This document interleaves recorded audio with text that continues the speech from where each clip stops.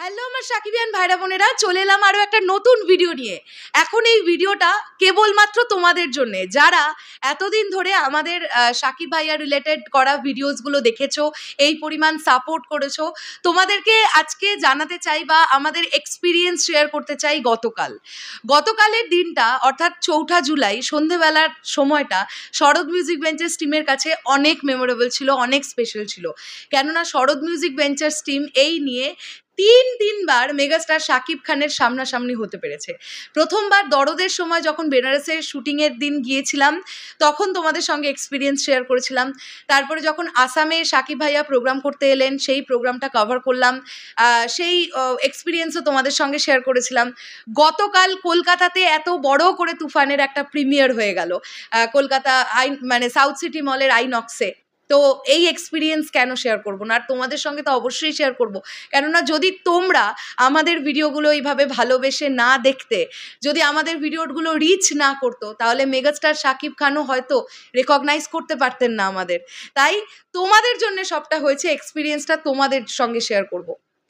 বন্ধুরা, আমি এই পুরো এক্সপিরিয়েন্সটা শেয়ার করার আগে তোমাদেরকে এই কথাটাই বলতে চাই যে শরৎ মিউজিক ভেঞ্চার্স টিমকে মেগাস্টার শাকিব খান রেকগনাইজ করতে পারেন।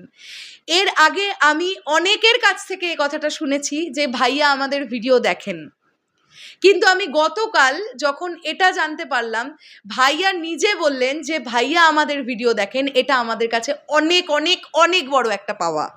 তিনি অত্যন্ত বিজিয়েস্ট একজন মানুষ, তিনি যে আমাদের ভিডিওস দেখেন শরৎ মিউজিক বেঞ্চার্স টিমের কাছে, এটা অনেক বড় একটা পাওয়া। বন্ধুরা, আমি এবারে এক্সপিরিয়েন্সটা নিয়ে আসি যে গতকাল এক্স্যাক্টলি কি ঘটলো। গতকাল এই প্রিমিয়ারটা হওয়ার আগে একটা প্রেস মিট ছিল, যে প্রেস মিটে সাকিব ভাইয়া উপস্থিত ছিলেন, মিমি চক্রবর্তী, শাহরিয়ার শাকিলজি ছিলেন, মহেন্দ্র সোনিজি ছিলেন, রায়হান রফি ভাইয়া ছিলেন, সবাই ছিলেন। তো সেই প্রেস মিটটা কমপ্লিট করে আসার পরে তারা প্রিমিয়ারে যোগদান করেন। এবারে এখানেও আরেকটা বিষয় বলি যে প্রেস মিটে কেন গতকাল আমরা পৌঁছলাম না। যে সময়টাতে আমাদের কাছে প্রেস মিটের ইনভিটেশনটা এসেছিল, সেই সময়টা আমরা আর ডিসাইড করতে পারিনি যে আমরা যদি প্রেস মিটে যাই, তাহলে প্রেস মিটটা কমপ্লিট করে আমরা কি প্রিমিয়ারে এসে পৌঁছতে পারবো। আমাদের কাছে বেশি ইম্পর্টেন্ট ছিল প্রিমিয়ার শোটা, কারণ তুফান দেখতে পাবো এবং মেগাস্টার শাকিব খানের সঙ্গে একই অডিটোরিয়ামে বসে তুফান দেখতে পাবো। এটা আমাদের কাছে বেশি স্পেশাল মনে হয়েছিল, তাই আমরা প্রেস মিটটাতে যাইনি, আমরা প্রিমিয়ার শোটাতে এসেছিলাম। তো অবশ্যই থ্যাংক ইউ এসবিএফকে আমাদেরকে ইনভাইট করার জন্যে। তো এবারে আসি এক্সপিরিয়েন্সে। তো প্রেস মিট কমপ্লিট করে গণমাধ্যমকারীও অনেক বন্ধুরা তারা প্রিমিয়ারে চলে আসে, এবং যেই ঘড়ির কাঁটাতে মোটামুটি সন্ধে 6:30, 6:40 এরকম বাজতে থাকে, অমনি ভিড় হতে শুরু করে। প্রচুর সেলিব্রিটিরা তারা আসেন, তারা মেগাস্টার শাকিব খানের তুফান দেখতে এসেছেন। তারা সকলেই ইনভাইটেড এসবিএফ এর তরফ থেকে। তো তারা এসেছেন, কেউ বড় পর্দার, কেউ ছোট পর্দার, কেউ সোশ্যাল মিডিয়ায় খুব জনপ্রিয়, সকলেই কম বেশি সবাই এসেছিলেন। তো তাদেরকেও ছোট ছোট করে কভার করছিল মিডিয়া। তো আমি সাডেনলি দেখলাম একটা বড় রকমের হুপুই উঠলো, এবং আমি দেখতে পেলাম ওই দূরে লাস্ট চোখটা যত দূর পর্যন্ত যাচ্ছে, একটা বিরাট বড় গ্যাদারিং সেখানে হচ্ছে, এবং এই গ্যাদারিংটা ধীরে ধীরে আমাদের সামনের দিকে এগিয়ে আসছে।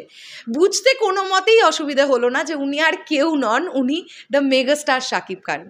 এবং শাকিব ভাইয়া ঢোকার পরে মিডিয়াদের যে পরিমাণ ক্রেজ, ওনাকে ঘিরে যে পরিমাণ ক্রেজ, তার সঙ্গে সঙ্গে সাকিবিয়ানরা গতকাল 10-12 জন সাকিবিয়ান সেখানে উপস্থিত ছিল, তাদের চিৎকার, তারা প্রচণ্ড রকমের উত্তেজিত মেগাস্টার শাকিব ভাইয়াকে প্রথমবার চোখের সামনে দেখার পরে।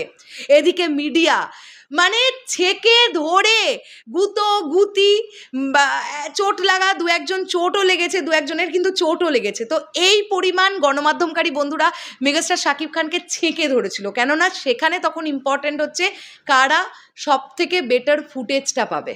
যারা বেটার ফুটেজটা পাবে তারাই কিন্তু লাভবান, কেননা বেটার ফুটেজ মানেই বেটার ভিউজটা কিন্তু তোমরাই দেবে যারা শাকিব এত ধাক্কাধাক্কি কাটিয়ে মেগাস্টার শাকিব খান কোনো মতে একটা রুমে গিয়ে ঢুকলেন, মানে যে আলাদা একটা সেলিব্রিটিদের জন্য আলাদা একটা বসবার রুম থাকে আইনক্সের ভেতরে, তো সেখানে গিয়ে বসলেন। কিন্তু মিডিয়া বন্ধুদের তো ছাড় নেই, মানে তারা তো ওই কাঁচের বাইরে থেকেই দাঁড়িয়ে আছে যে কখন আবার মেগাস্টার শাকিব খান ওইখান থেকে বেরিয়ে অডিটোরিয়ামের দিকে যাবে, তারা আবার চেকে ধরবে। তো এইরকম একটা সিনারিও গতকাল হয়েছিল, প্রচুর মিডিয়াদের ধস্তাধস্তি, কে আগে ভালো ফুটেজ পাবে এই বিষয়টা চলতেই থেকেছিল। তারপরে যাই হোক, আমিও ওদের সঙ্গে যতটুকু পেয়েছি কভার করে আমি তারপরে অডিটোরিয়ামে সিনেমাটা দেখতে ঢুকি। তো ঢুকেই আমি তোমাদের সৃঞ্জয়দার রূপমকে খুঁজে পাচ্ছিলাম না যে ওরা কোথায় গেছে। আমি দেখলাম যে আমার সামনেই একদম ফার্স্ট রোতে একটা সিট ফাঁকা আছে, আমি ওখানে গিয়ে টুক করে বসে পড়লাম। ফার্স্ট হাফটা আমি ওখান থেকেই দেখলাম। তারপরে যখন ইন্টারভেল হলো তখন আমি দেখলাম যে তোমাদের সৃঞ্জয়দা একদম পিছনে গিয়ে বসে আছে। তো তোমাদের সৃঞ্জয়দা তখন আমাকে হাতের ইশারা করে ডাকলো যে তুই এদিকে আয়। তা আমি গেলাম, গিয়ে আমি যেটা দেখতে পেলাম যে মেগাস্টার শাকিব খান, রায়হান রাফি সবাই ওই লাস্ট রোটাতেই বসে আছেন, এবং সেখানে আমাদের এপার বাংলার আরও দু একজন অ্যাক্টর অ্যাক্ট্রেসরাও ছিলেন, ওখানে ইদিকা পলও ছিল, শাকিব ভাই, আর সবাই সেম রোতে বসে আছে। তো ইন্টারভেল পয়েন্টটাতে আমরা শাকিব ভাইয়ার সঙ্গে গিয়ে দেখা করলাম, এবং এত অমায়িক একজন মানুষ, উনি রেকগনাইজ করতে পেরেছেন, এবং আমি ওনার পায়ে হাত দিয়ে গিয়ে প্রণাম করলাম। আমি এবং সৃঞ্জয় দুজনেই ওনাকে প্রণাম করলাম। উনি বললেন যে তোমরা কেমন আছো, তোমরা কেমন আছো, এই কথাটা উনি বললেন। আমি তো এতটা এক্সাইটমেন্টের মধ্যে বলছি ভাইয়া আমরা ভালো আছি, আপনি ভালো আছেন? বলছেন হ্যাঁ আমি ভালো আছি, তোমরা ছবি দেখছো? আমি বললাম হ্যাঁ আমরা ছবি দেখছি ভাইয়া, হ্যাঁ গোটা ছবিটা দেখো, কেমন লাগছে তোমাদের। এবং তারপরে আমি ভাইয়াকে বলি ভাইয়া আপনার সঙ্গে কি একটা ছবি তুলতে পারি? ভাইয়া বলেন হ্যাঁ এসো ছবি তোলো। বলে তখন তোমাদের সৃঞ্জয়দা বলেন যে ভাইয়া তাহলে পৌশালীর একটা ছবি আমি তুলে দিচ্ছি, তারপরে আর একটা সুযোগ যদি দেন আমিও তাহলে একটা ছবি তুলবো। তখন ভাইয়া বলেন যে তোমরা দুজনেই একসাথে এসো। এখন ব্যাপারটা হচ্ছে সেখানে তো আর চেনা পরিচিত কেউ নেই, আমরা কার হাতে ফোনটা দেবো যে তুলে দেবে? তো উল্টো দিকের একজন দাদাকে পেলাম, তিনি আমাদের ছবিটা তুলে দিলেন, এবং শাকিব ভাইয়াকে তারপরে বলে আবার আমরা সেম রোটাতে এসেই বসলাম একটু কর্নার করে এসে। তো এত অমায়িক মানুষ, এত ভালো মানুষ অনেক কম দেখেছি। আমরা তো ছোট কন্টেন্ট ক্রিয়েটার, আমাদেরকে উনি এভাবে রেকগনাইজ করবেন এবং আমাদের তৈরি করা ভিডিওসগুলো উনি দেখেন, এই যে বিষয়টা, এই যে জায়গাটা, এটা আমাদের কাছে অনেক বড় একটা প্রাপ্তি। আর যেটার জন্যে ধন্যবাদ তোমাদেরকে, যারা প্রত্যেক দিন প্রতিটা নিয়ত আমাদের ভিডিও এইভাবে দেখছো। গতকালের দিনটাও আমাদের জন্য ভীষণ ভীষণ ভীষণ স্পেশাল একটা দিন ছিল, মানে গতকালের ডেটটাও আমাদের মনে থাকবে যে এইরকম একটা ইনসিডেন্ট ঘটেছে, মানে মারাত্মক লেভেলের। আচ্ছা, আর একটা জিনিস তোমাদেরকে বলে দিই, তোমরা অনেকেই দেখছি আমাকে কমেন্ট করছো বা মেসেঞ্জারে লিখছো যে দিদি শাকিব ভাইয়ার সঙ্গে তোমার একটা ইন্টারভিউ দেখতে চাই।